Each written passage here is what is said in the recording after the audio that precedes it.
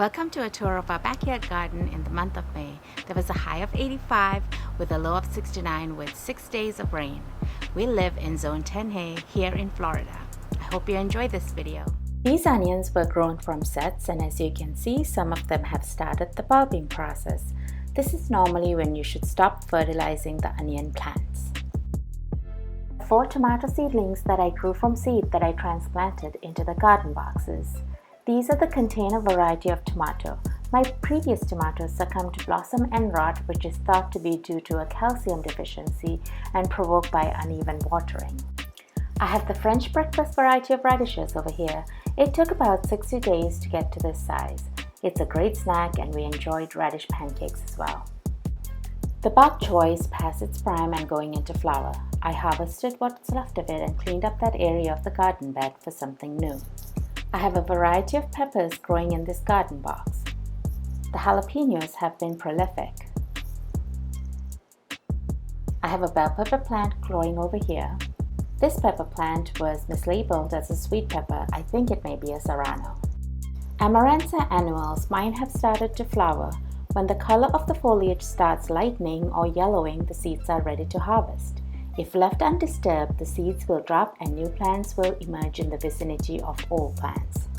My bush beans did not end up doing well. It may have been a bacterium or virus which was causing yellowing and eventual browning of the leaves, causing it to fall off. I may end up removing these plants and using the space for something else. I have some new plants in the garden in the month of May. These Korean pepper seeds were directly sowed into the soil and it looks like 100% germination rate. I bought this Habanero pepper plant from a grocery store that I frequent.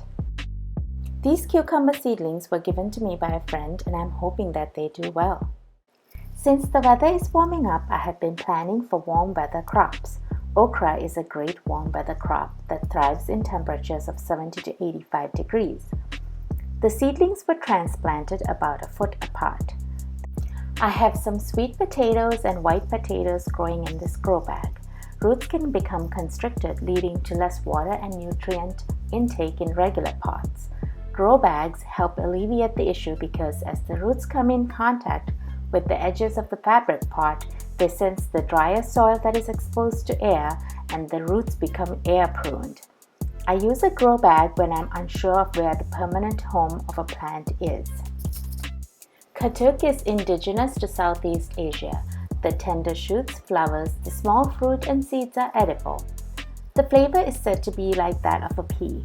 In addition to being incredibly nutritious, Katuk has medicinal properties, one of which includes stimulating milk production in nursing mothers.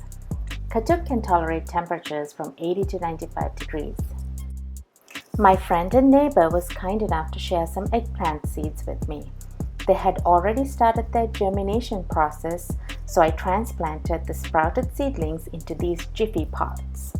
If you enjoyed this video, hit the like button and subscribe for more videos like this. See you in the next one.